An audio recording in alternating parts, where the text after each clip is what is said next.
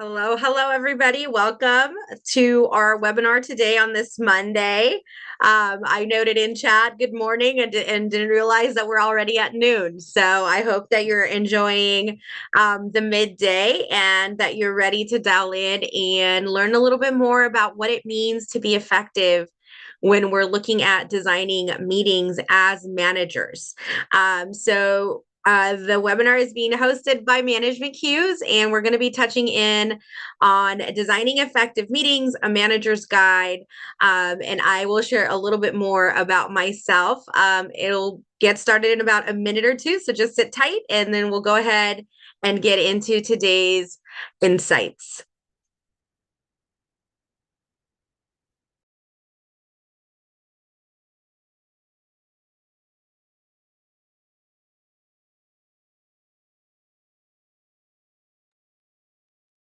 Okay, so it looks like we're almost there. We're at 12:29. So I'll just go ahead and kind of ease on in and share a little bit about myself as we get started today. So Management Cues, who is hosting this webinar, is a neuroscience-backed management training company that's scientifically proven to work. And we really focus on understanding managers' experience in the workforce, what's happening in their brain as they're connecting, as they're burning out, as they're handling day-to-day communication and those kinds of things. And I'm Dr. Mayra Austin, so such a pleasure to be here with you and talk about the behind the meeting, right? What's happening behind meetings and how to really get them to level up and not be a waste of time and energy, both for us as managers and leaders and to our teams who get the brunt of it if they're executed poorly, right? So I am the CEO and founder of Management Cues, and so we've done quite a bit of work in terms of what works and what doesn't, and we've tested it with EEG brainwaves through our programming. So that's where our insights come from. We're very much moving past theory and into application, and that's where our lessons come from. In addition to being the CEO of Management Cues, I'm also a university professor and a professor at the Southern California Technology and Engineering Institute. And so I do quite a bit of work with people at all levels of all kinds, and I learn a lot about them. So today we're going to cover a little bit about the neuroscience behind meetings. There's actually a lot going on in terms of our brain as we're participating and facilitating meetings. Believe it or not, even if meetings may not seem like they're super exciting, there is actually a lot happening behind the scenes.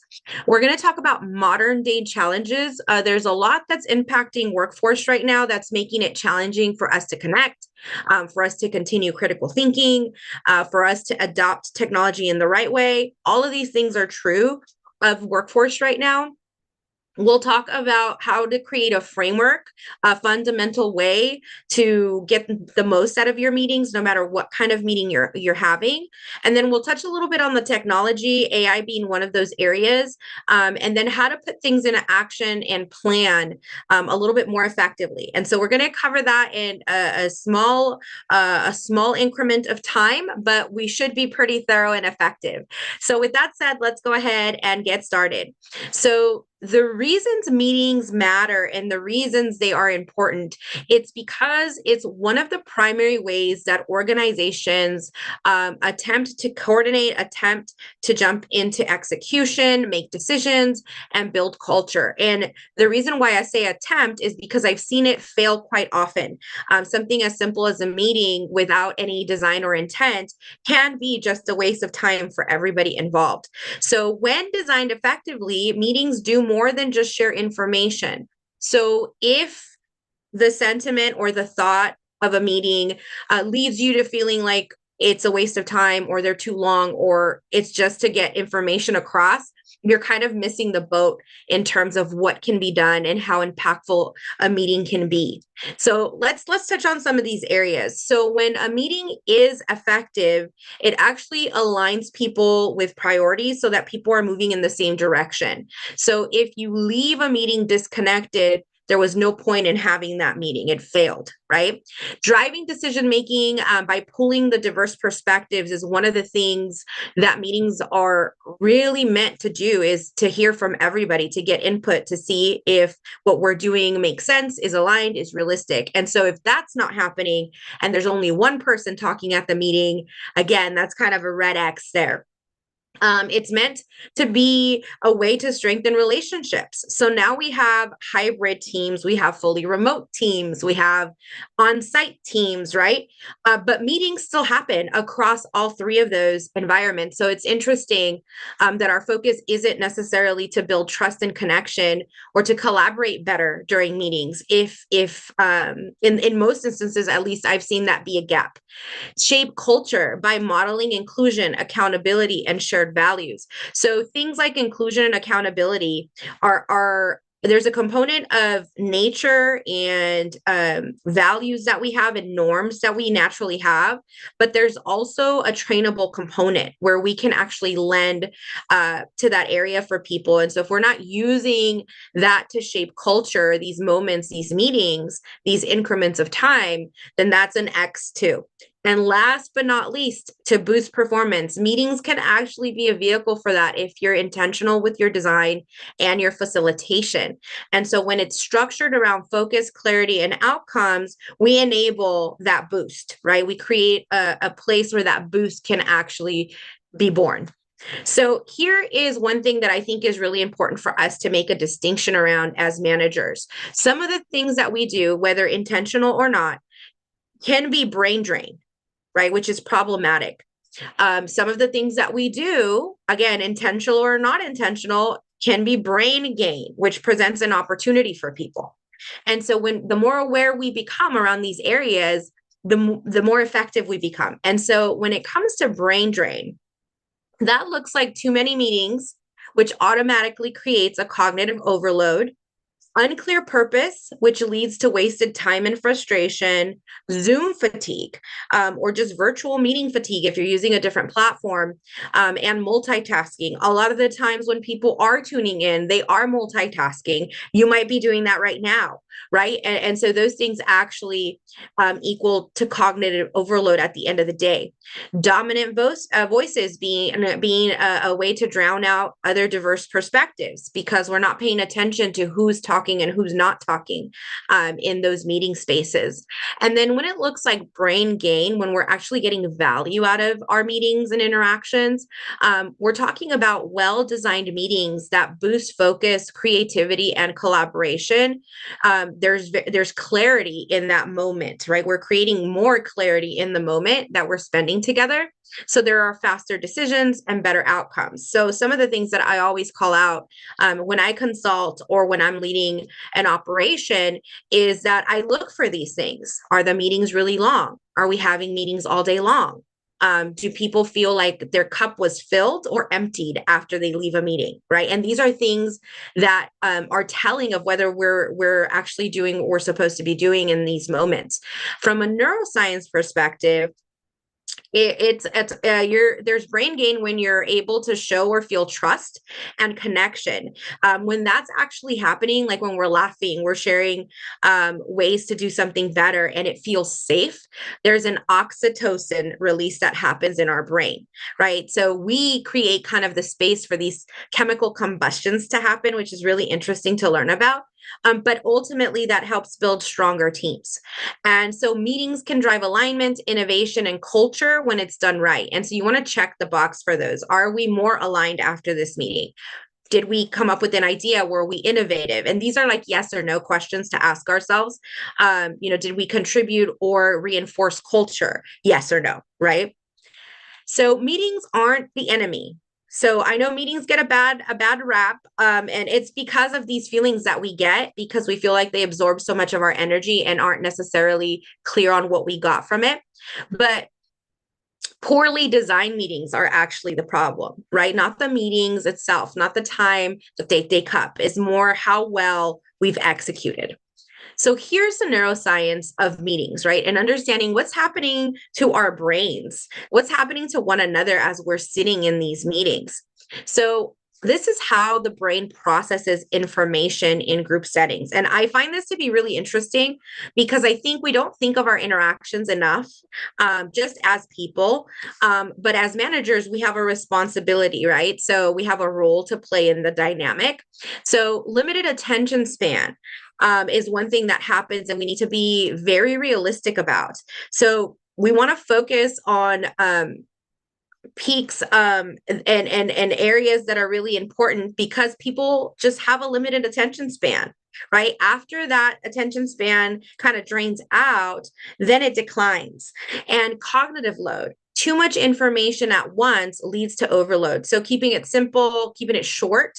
Definitely, I would recommend meetings that are no longer than 30 minutes. Anything else to me is overkill, and it shows that we're not necessarily super organized in terms of what we're trying to achieve.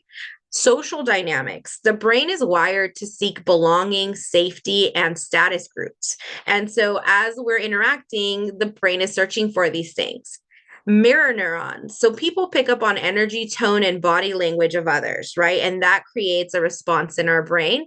And memory and retention, stories, examples, and emotion help ideas stick. And if you think of this ahead of time, you're obviously able to introduce it with ease later on. And so reward versus threat response. Clarity and inclusion trigger motivation, while the opposite actually triggers stress. So we might be unintentionally creating more stress in the process of a meeting by not understanding how our brain responds to things that happen all the time on a daily basis sometimes. So cognitive overload and too many meetings cause burnout, and that has been proven time and time again. So here are some takeaways around that. Constant context switching exhausts working memory and focus, right? So we have to be careful about what we're providing people with. Information overload, too much data, and not enough time to process the information is another thing that works against us. Lack of recovery time between meetings prevents the brain from resetting. And so one thing that I look at is the cadence of meetings, right? Are we taking breaks for meetings that are longer than 30 minutes? Are we giving enough time in between meetings, right? Or are we jumping from one meeting to the next? Because we're not actually going to get the most of the people sitting there. So decision fatigue builds when every meeting requires choices or trade-offs. And stress response kicks in when workload feels unmanageable, which leads to burnout. So, in many of the work environments that I stepped into, either to train or consult or lead, there's already an existing amount of burnout, at least in most instances of the environments that I've gone into. So, it's important to take a look at, is it because we're doing the wrong thing at the wrong time in the wrong way? Cycle effect overloads the brain. So poor meeting quality and even more meetings. All of these things exhaust the human being. So attention spans, timing, and memory retention. So this is really important because there's only so much juice, right, to get out of our team members. And so if we're intentional, we're aware, and we're including this as part of our meeting plans. So attention peaks in the first 10 to 18 minutes, then it declines sharply. Break information into chunks to reduce that overload boost. So only focus on what needs to be said. And then morning hours are actually best if you're looking for analytical tasks to be completed. And if you're looking for people to be more creative, more open, come up with a way to solve, come up with a new way of addressing something, then later in the day actually works better for that purpose. The brain retains information better when it's linked to emotion or a story. So something that could be very powerful is telling the story around what's happening, if it's something that you need to solve for example. And spaced repetition. So revisiting key points over time actually strengthens memory. And without breaks, retention stops. So again, not incorporating those breaks as part of a plan to reset, right? The intention of the break is to reset. So it's actually really strategic. It allows the brain to have that moment to then jump in and provide value. So I recommend those 5-minute resets. And it's also recommended by neuroscience. If you look at neuroscience research, even 5 minutes makes a huge difference for people. So, modern day challenges. So, at the beginning, we kind of talked about all of the different things that are currently affecting workforce. And so, I think we have to be realistic about what all of these pressures feel like and what they look like as they manifest. So, meeting challenges today include the Zoom fatigue and hybrid meeting traps, right? Where we're constantly in that cycle of sitting in front of a screen. This could have been an email syndrome where we're having meetings when something could have been simply communicated in a different way. And equity and inclusion in meetings, right? Paying attention to who's speaking and who's not, because we need their innovation, right? And it's important to understand we're missing out and leaving impact on the table. And data, average meeting stats and productivity losses. Are the meetings actually giving us what we need from them? Or are we just having a meeting because it's performative and it looks like we're doing the right thing and we think that we're doing the right thing, right? So making those distinctions make a huge difference. So excessive time spent in meetings. So here's an interesting stat from the Journal and Financial Times in 2023, and it resonates with me because it to me it validates some of the things that I've seen repeatedly in the workforce. So middle managers spend approximately 35% of their work hours in meetings, while senior leaders spend up to 50%. And yet only 17% of executives consider those meetings valuable. So just from those stats alone, you see a disconnect from top, middle, bottom, right? And in terms of outcomes and whether that time spent was worthwhile, it sounds like we're unclear as to whether that was actually productive. So here's another one from the IBAB State of Meeting Management in 2024, and it speaks to the lack of preparation and agenda clarity. So only 60% of meeting participants feel they have enough time to prepare. And I think it's important to know, like, how much time do we actually spend thinking before we step into the meeting about the meeting in order to produce something of value, right? Or to participate openly or actively. So furthermore, just 65% report that meeting minutes are consistently recorded and distributed. About 25% still lack access to necessary materials, and it hampers the effective participation. So again, it's this planning, intentionality, and what do we actually want to get out of this meeting? That whole line of thinking, the linear line of thinking, seems to be missing across the board.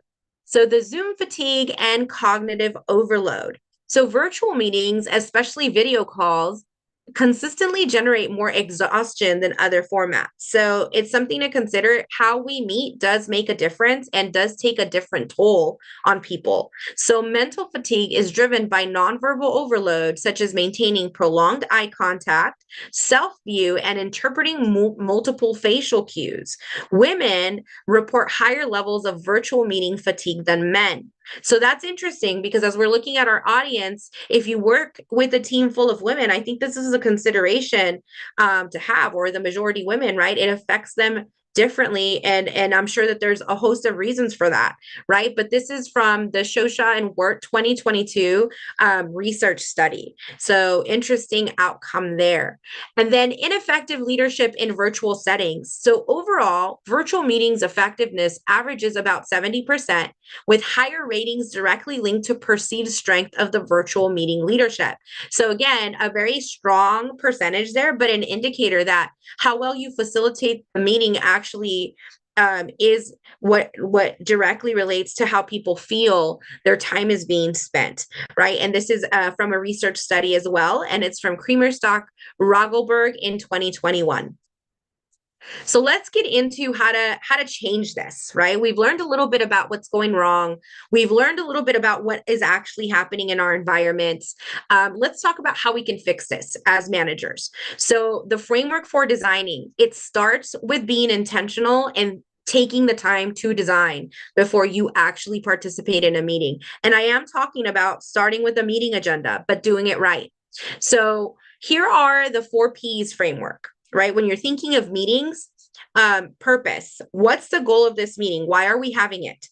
People, who really needs to be here, right? And if they have to be there, it's because they have to. You need something from them. Otherwise, they shouldn't be there. right? Process. What format will drive results? There are different formats for the different type of outcomes you need, which we will talk about. So if that has never been a thought, that's a really great opportunity to level up in that area. Process, right? Again, that format. How are we going to drive the results? And then product. What are we walking away with? What is the deliverable from this meeting? And if you've walked into meetings and not thought about what do I need to walk back out with, that's again another opportunity to capture that impact. So I'd like to ask you a question, right? And you could answer in chat yes or no, or you could just answer quietly within yourself. That's okay too. Are all your meeting agendas structured the same way? Right. And that's a yes or no question. And again, feel free to answer in chat if you'd like, but if not, it's okay. You could just answer it within yourself. Here's what managers should do, right? Every meeting should be structured around its intended outcome. So if all of your agendas look the same and they're structured the exact same way, there hasn't been enough thought around an intended outcome and what you need to do to get there, to guide your team to get there. So here's what's interesting. Okay, great. Thank you for sharing, Ashley. No for internal, yes with clients. Okay, which you probably are very clear on what you need to get out of the relationship with your clients. So that makes sense. Excellent, excellent. Thank you for sharing. So yeah, she said yes. Okay, so different type of meeting objectives. Our mentality shifts a little bit when we start to think of our team members as clients too. That sometimes helps. But here's what we need to think about in terms of meeting objectives, especially if we're leading people or want to lead people at some point, right? Decision-making meetings are one type of meeting. Brainstorming and innovation sessions are different. Alignment and information sharing meetings, something else. Problem solving meetings, again, separate. And keep in mind that the problem solving meetings are actually different from the innovation and brainstorming meetings. One-on-one meetings, which are a little bit more intimate, probably have a level of confidentiality, right? There's a different exchange happening. Celebration and recognition meetings. And what I share with the managers that I train and develop is if you're not having these meetings, and you should have all of these meetings throughout the year at some point, right? Not all every month, but at some point you should have these kind of meetings. Then again, you're leaving impact on the table because this is how you build that culture. This is how you create that trust that we talk about.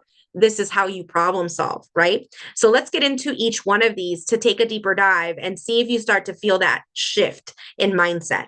So decision-making meetings should go like this. The format should be short, focused, with pre-distributed data. So people need time to process it if you're going to make decisions around something. The key elements are that it should have clear decision criteria. So we should know exactly what we're deciding on, why we're deciding on that, and if it's time bound, for example. There should be limited amount of participants. If it's a decision-making meeting, only the decision makers should be there. And it should be a time box agenda, 30 minutes, and we're going to knock this out, right? It's going to be focused.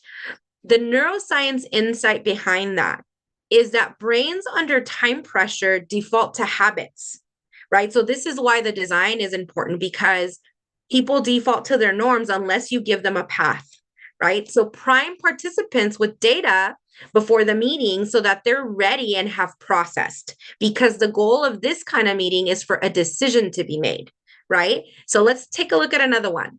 So the brainstorming and innovation meetings, this is one of my favorite kind. And if you're not having these with your teams, you're missing out on different ways to work and perhaps perform better. So keep in mind that if you're not having these meetings, maybe now's the time to start thinking about it. So the format should be interactive. It should be open-ended and should often be done in smaller or breakout type rooms, right? So you want to allow for that to actually serve that purpose of an innovative space. It shouldn't feel like work. It should honestly feel like fun. And key elements can include whiteboards, sticky notes, digital collaboration tools. And the neuroscience insight there is creativity peaks in relaxed states. That's why my comment of it should feel like fun is actually very strategic, right? You should use icebreakers and yes and no or framing to reduce fear responses and get people to feel like they're enjoying the process. If your goal is to come up with something new, or to come up with another idea, right? Because those are the environments that create that outcome. So alignment and information sharing meetings. So I will say that in my experience, I think people think all meetings are just alignment and information sharing meetings because most meetings I haven't seen be successful. So here's how you handle an alignment information meeting. It's a town hall style. You go through updates and you cascade through information. And the key elements are communication, visuals, Q&A at the end. It's just about informing. That's it.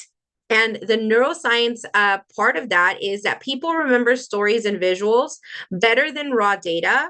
So link updates to a narrative, right? The state of the business and kind of talk about the big picture and what you're trying to describe. And then people will remember the information that you need them to remember, right? So again, intention goes a long way. Problem solving meetings. So problem solving meetings should be structured discussions, often cross-functional or across departments if you're problem solving. And key elements should include a definition of the problem. What problem are we trying to solve so that you can get people to focus on just that problem, and evaluate options and assign action items.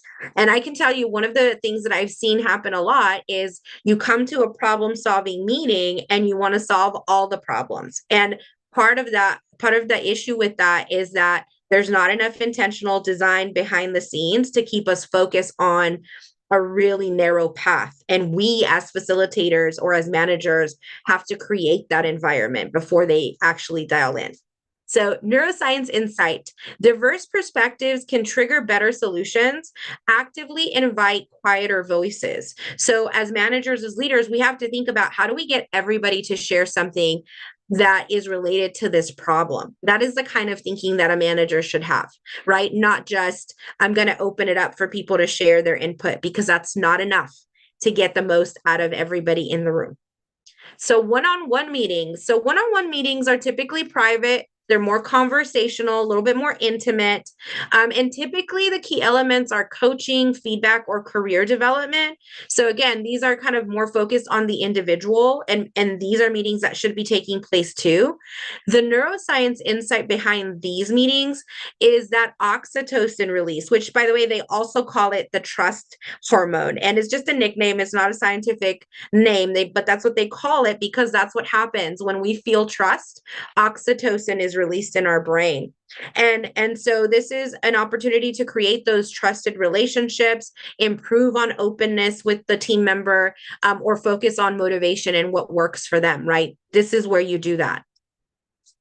Celebration and recognition meetings. So I wish more leaders and managers did this, but this is very impactful and it opens up something else, right, in the brain. So the format is light, it's engaging, it's just about acknowledgement and appreciation. That's what this meeting could be. And it could be a 10-minute meeting. It doesn't have to be an hour long, but key elements of it is storytelling. Here's how we got to this place. Here's what the team member overcame. Shout outs, sharing wins. And the neuroscience insight here is that recognition releases dopamine. So just like the trust and relationship building releases oxytocin, recognition and celebrating small wins actually releases dopamine, which helps us feel motivated and actually helps people stay and feel like they belong and helps with retention. So these are the kind of behind the scene things that happen with meetings when we kind of have an idea of what to do and why we're doing it. So here's an example, and I have agendas for every single type of meeting, and I use them to train managers, but I'm sharing this one with you today, which is the alignment and information sharing meeting template. So this is something that you're going to get a copy of the recording and the deck and an additional template for participating and registering today. So this is what the flow looks like if it's an alignment and information meeting. So just to give you an idea, quick welcome, key updates by function. You speak to the strategic alignment where things come together. Then you open it up for questions and answers because it's about informing people. You're recognizing small wins that pertain to everybody, to the company, to the organization, whatever the information is about.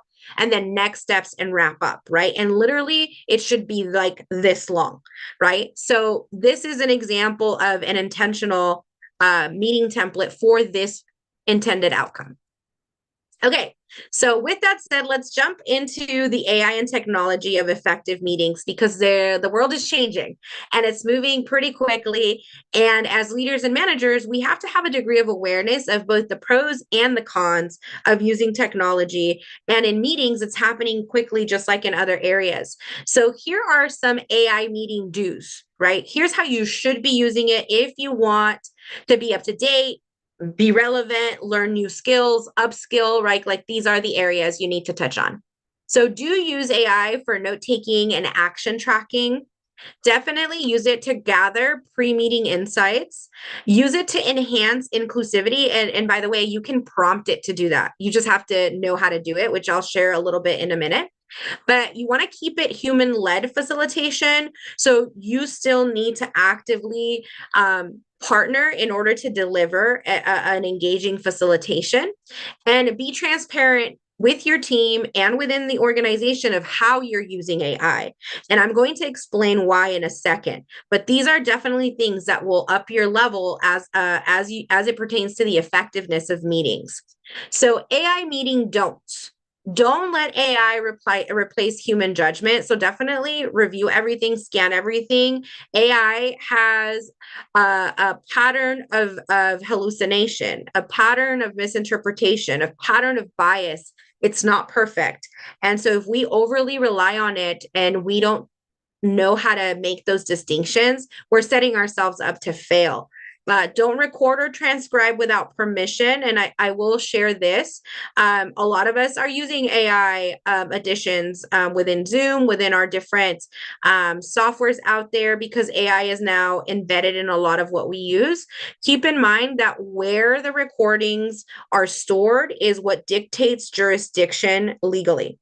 So that is something that I'm sharing as I'm teaching AI workshops with my students at the university, because it's something we need to be aware of. It puts us at different legal risk if we don't know where those things are happening.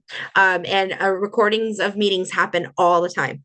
So don't automate every interaction, because again, that leaves the human out of the equation. Don't let AI dominate the conversation. And don't assume that AI understands context, because it doesn't. It doesn't have a lived lens. It responds based on sequences and patterns. It doesn't actually know how to make an exception. And these are all things that we need to get really aware of, because it could create legal risks for us as managers and leaders, and definitely as HR professionals. So here are some little known risks that are legal risks around using AI in meetings. And I know that these, I get wide-eyed stares from my students when I go through this in detail in our workshops. But here's something to consider.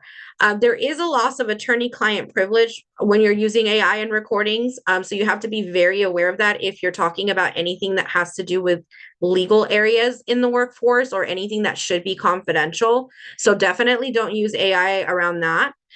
Consent and wiretapping laws. Again, if where you store the recordings, wherever the cloud is actually being captured, is in a different country, you're actually held to that jurisdiction. So asking questions around where are the recordings stored, where are they physically stored, is a good question to ask. And there are inaccuracies and misattributions. So AI makes a lot of mistakes, but if you don't know how to make the distinction, it also has an ability to sound really confident. And so that sometimes makes us feel like we're getting the right information when we're not. And there's record retention and legal holds to be aware of. And once you use AI, you've kind of opted in and turned over certain parts of your rights. So just make sure that you understand when you opt in what it is that you've signed over, because vendors can use your data. And so when you're asking, employees to to say yes to recording or to opt in, and they're not aware of their rights, that can create a risk around how you're having meetings. Regulatory and contractual violations exist, and now there's voice biometric privacy laws, right? There are things that cross the line if we're not very clear on how we're using it, why we're using it that way, and where this data and recordings are being stored, then we have an opportunity there to just wise up a little bit. So here are some great AI prompts for meetings. And again, you want to partner with AI, not hand it over. So as managers, you want to know how to prompt. That's where your skill needs to start to show. And that's where it can help you the most. So pre-meeting clarity prompt. This is what the prompt sounds like and what it'll help you do.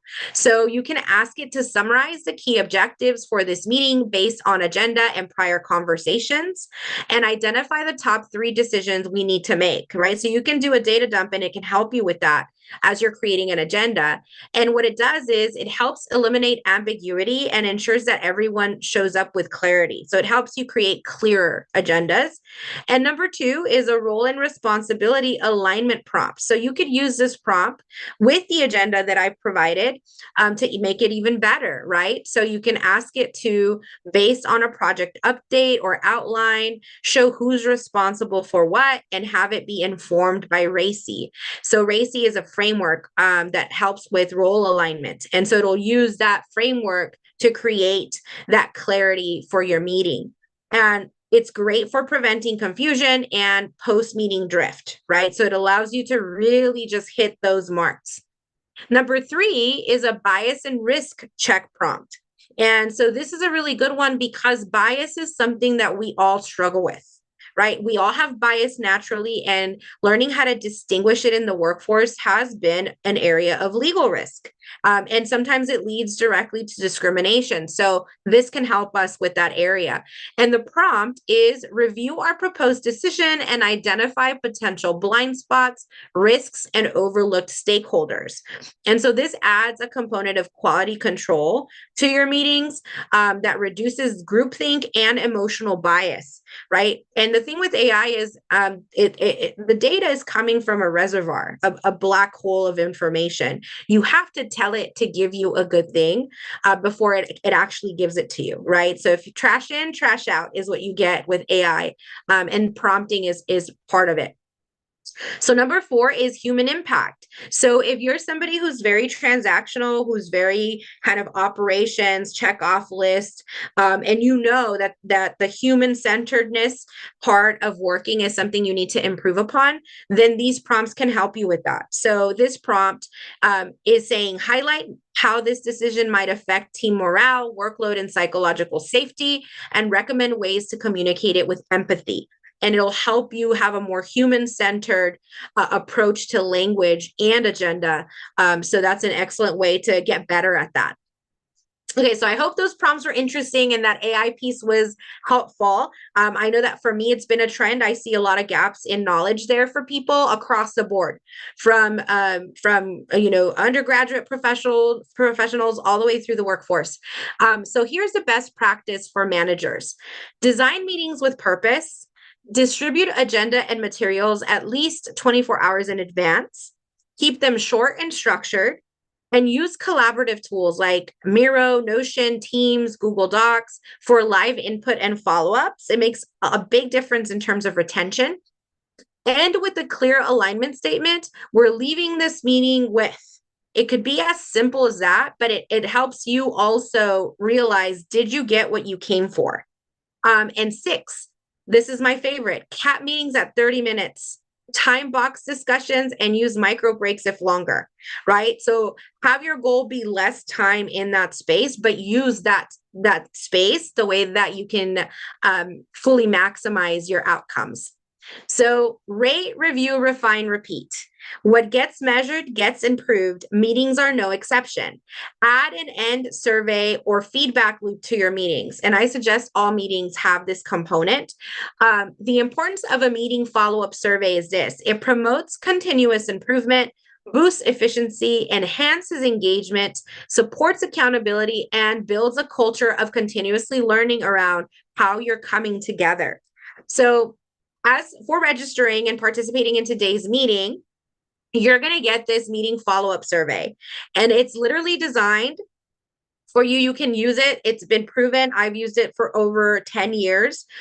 So it shows you how to design the survey. You can actually use this exact survey, and it provides team members with an opportunity to give feedback. It should be done anonymously. It creates psychological safety and gives you an idea of how you're actually performing in terms of your meetings. So with that said, we'll head towards our key takeaways. So purpose drives design. Attention is limited in meetings. Memory loves emotion and storytelling. So do that.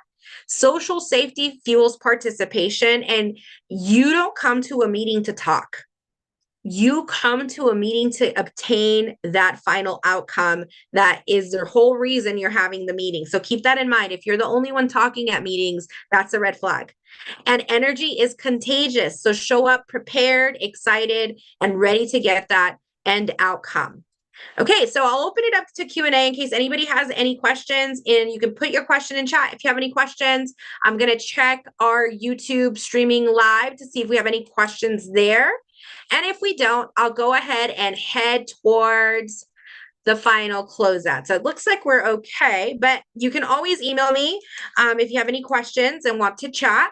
So thank you. Thank you, Ashley. So to wrap it up, I'll just say this. Management Cues has a host of training and support resources. We really care about the experiences, and we're passionately curious about neuroscience. So we're doing a lot there.